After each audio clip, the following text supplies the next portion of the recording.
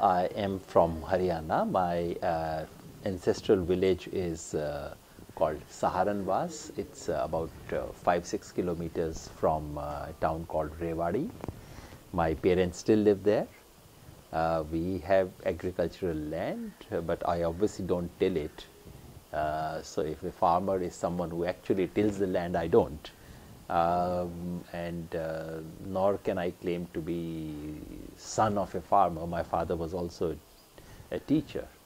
But I think a very close association with village made me sensitive to the plight of the farmers.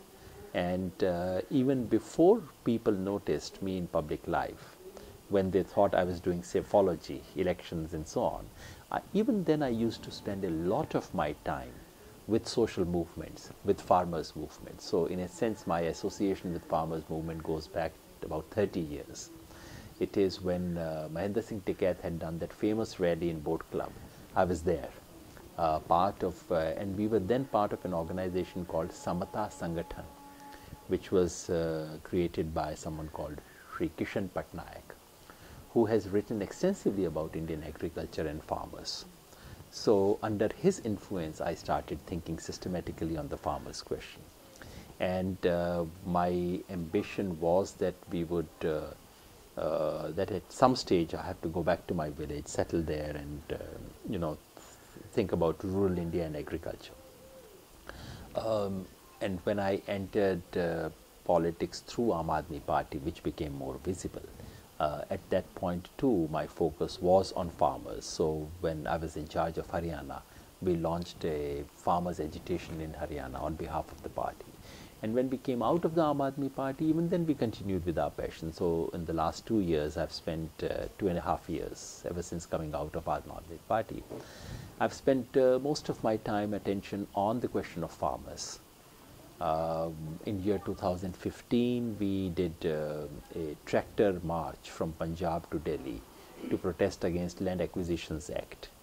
The same year was drought, so we did a yatra from Karnataka, Yadgiri in Karnataka, to Bhiwani in Haryana, in the drought affected areas of India, to demand better relief for drought. In 2016, we traveled from Marathwada to Bundelkhand, highlighting the plight of the farmers in the drought affected areas. And 2017, I was in Tamil Nadu, in the worst drought of Tamil Nadu, traveling there. After the Mandsaur firing on farmers in Madhya Pradesh in 2017 June, after that we've conducted a series of Kisan Mukti Yatras, so must have traveled about 10,000 kilometers. We went to 18 states of India to understand the plight of the farmers and to connect with that. So that's sort of background. And we founded something called Jai Kisan Andolan within Swaraj Abhiyan, which is focusing on farmers' issue. For me, the question of farmers issue is the central issue of contemporary India. And that's why I think it required focused attention, which is what we have been doing, trying to evolve a comprehensive agenda for farmers, farmers mukti as we call it. Because farmers mukti has to be not a one-dimensional exercise. Today, Indian farmers face a triple crisis. There is an economic crisis because farming is unviable, uneconomical, doesn't pay. There is an ecological crisis because we've overexploited water, because we face the challenge of climate change, because soil quality has been unattended to. And both of these are resulting in an existential crisis because farmers have lost self-respect, there is the exodus from agriculture, and the extent of farmer suicide now needs no further elaboration. So we are dealing with a triple crisis. And how do you come out of that crisis is really the focus of Jai Kisan Andolan and our political activities. That's why we were interested in the budget. देश भर के किसान संगठनों ने 2 मांगे रखी. ये 2 मांगे संपूर्ण मांग नहीं है किसानों की. ये 2 वो मांगे हैं जिनके चलते किसान कम से कम जो आज आईसीयू में है, आईसीयू से बाहर निकल आए। 2 इंजेक्शन देने की ज़रूरत है। पहला कि किसानों को फसल का पूरा दाम मिले, और दूसरा उनको संपूर्ण कर्ज मुक्ति हो। इन दोनों के लिए हमने बिल बनाए, और जाहिर है इस बजट के बारे में हम सोचते थे कि इस बजट में कम से कम इन दोनों पे कुछ तो मिलेगा किसानों को, पूरा ना हो तो कुछ तो मिलेगा। और इसलिए हमें बहुत निराशा हुई, क्योंकि इन दोनों मुद्दों पे किसानों को कुछ नहीं मिला। कर्ज मुक्ति की तो कोई बात ही नहीं हुई बजट में, तो उस पर तो ज़्यादा करने की ज़रूरत ही नहीं है। एक शब्द भी नहीं बोला गया उस बजट में, जबकि उसी बजट में कहा गया कि मीडियम और स्मॉल इंडस्ट्रीज़ को अगर एनपीए की प्रॉब्लम है तो हम उसको सॉल्व करेंगे। उस बजट से 1 महीना पहले बैंक्स को रिकैपिटलाइजेशन दिया गया, जो कि एक्चुअली कॉरपोरेट्स को एक तरह से लोन वेवर देने का तरीका है। लेकिन किसानों के लिए ऐसा कुछ नहीं हुआ, तो उस पर तो ज़्यादा बोलने की गुंजाइश ही नहीं। जो दूसरा सवाल जिस पे अरुण जेटली जी ने बड़ी घोषणा की, उन्होंने कहा कि हम किसान को लागत का 1.5 गुना दाम देंगे। ये बहुत बड़ी घोषणा थी, और ये वही है बात जो किसान आंदोलन मांगते रहे हैं। हम तो पिछले 11 साल से देश भर के किसान आंदोलन मांग रहे हैं कि लागत का 1.5 गुना दाम दो। लेकिन सवाल ये है कि लागत क्या? लागत का मतलब आंशिक लागत नहीं है, लागत का मतलब संपूर्ण लागत है।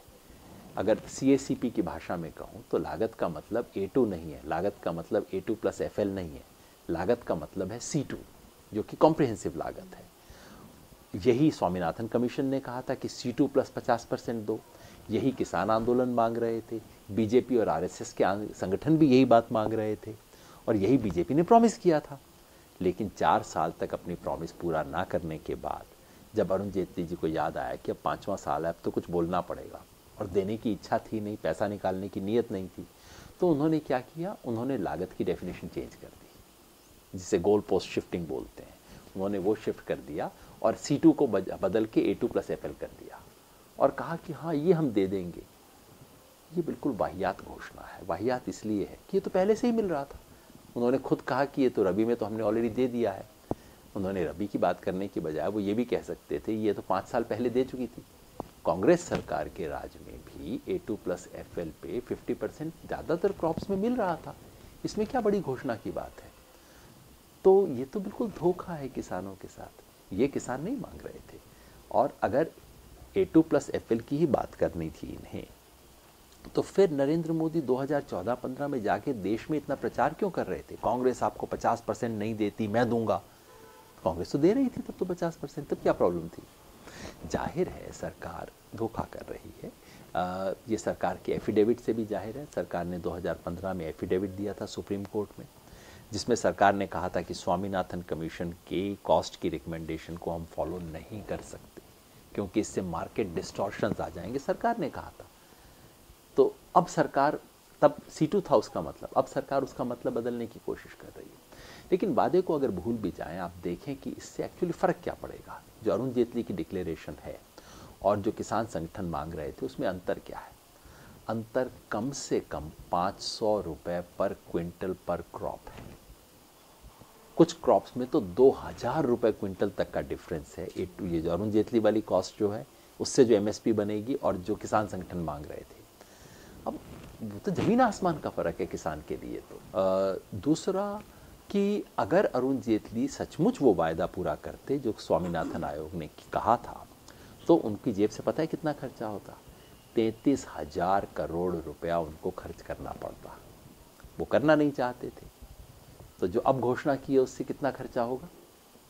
कुछ नहीं होगा, 1 पैसा उनकी जेब से नहीं निकलेगा। एक्चुअली वो पैसा बचा सकते हैं, क्योंकि कुछ फसलों में ऑलरेडी A2 प्लस FL से 80% ज़्यादा मिल रहा है। तो कल को अरुण जेटली चाहें तो MSP घटा सकते हैं और कह सकते हैं कि मेरा वायदा पूरा हो गया। तो ये तो 33 करोड़ तो नहीं खर्च किया, ये तो एक्चुअली 9 करोड़ रुपया बचा और सकते हैं ऊपर से। इसलिए फ्रॉड है।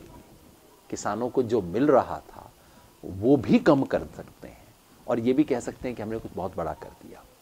तो इसलिए किसान संगठनों ने मिलकर इसको पूरी तरह से रिजेक्ट किया है, और किसान संगठनों का मानना है कि ये वो चीज़ नहीं है। अगर सरकार किसानों को आमदनी ठीक से देना चाहती है, अगर ईमानदार है सरकार इसके बारे में, तो सरकार को जो गंभीर इंडिकेटर्स हैं उन्हें देखना होगा, और इंडिकेटर्स जो कि सरकार के अपने इकोनॉमिक सर्वे में स्पष्ट रूप से कहा गया है कि पिछले 4 साल से किसानों की इनकम स्टेगनेंट है। इकोनॉमिक सर्वे कहता है, हम नहीं कह रहे हैं। और सरकार कह रही है कि हम 6 साल के अंदर डबल करने वाले हैं। 4 साल में आपने 0 किया है और अगले 6 साल के अंदर आप 100% कर देंगे। क्या मजाक कर रहे हैं। इकोनॉमिक सर्वे कहता है कि क्लाइमेट चेंज की वजह से किसानों की इनकम और श्रिंक कर सकती है, 15-25% घट सकती है, और वहाँ आप कुछ नहीं कर रहे हैं उसके लिए। तो एक बिल्कुल बुनियादी रूप से इसे बदलने की ज़रूरत है। 4-5 चीज़ों की ज़रूरत है जो सरकार ने अनफॉर्चुनेटली उनमें से एक भी घोषित नहीं किया। नंबर 1, एमएसपी में कॉस्ट जिस तरह से कैलकुलेट की जाती है उसको बदला जाए। रमेश चंद कमेटी ने सजेशन दिए हैं कैसे बदला जाए। 3 साल से सरकार उस पर बैठी हुई है, मान नहीं रही है। उसको मान लीजिए। रमेश चंद को आप अगर नीति आयोग में ला सकते हैं तो उनकी बातें भी स्वीकार कर सकते हैं ना। नंबर 1। नंबर 2, वो जो करेक्ट कॉस्ट एस्टिमेट हो जाएगा उस पर फिर C2 प्लस 50% किसानों को एमएसपी दीजिए। नंबर 3, वो एमएसपी सचमुच किसान को मिले, इसके लिए उसको स्टैट्यूटरी राइट बनाइए, लीगल राइट बनना चाहिए किसान का, मनरेगा की तरह, ताकि किसान कोर्ट में जा सके, कह सके मुझे एमएसपी क्यों नहीं मिल रही है। जब कभी भी प्राइसेस एमएसपी से नीचे गिरें तो सरकार मार्केट इंटरवेंशन करे, और मार्केट इंटरवेंशन फंड कम से कम 10,000 करोड़ रुपए का होना चाहिए। अभी तो उन्होंने 950 करोड़ का था, उसको घटा के 200 करोड़ का कर दिया है। नंबर 5, अगर किसी भी वजह से किसान को एमएसपी से कम में बेचना पड़े तो उसका जो डेफिसिट है वो सरकार की तरफ से पे किया जाए उसको। और नंबर 6, जितनी इंपोर्ट एक्सपोर्ट पॉलिसीज़ हैं वो ऐसी बने जो कि किसान के हित में हो, जिससे किसान को घाटा ना करना पड़े।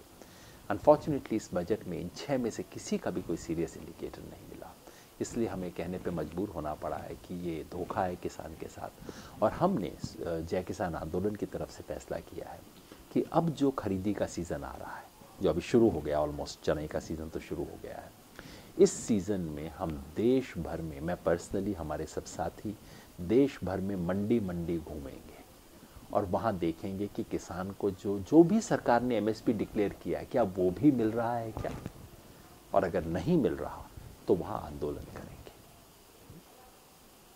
ये बात मैं कहना चाहता था।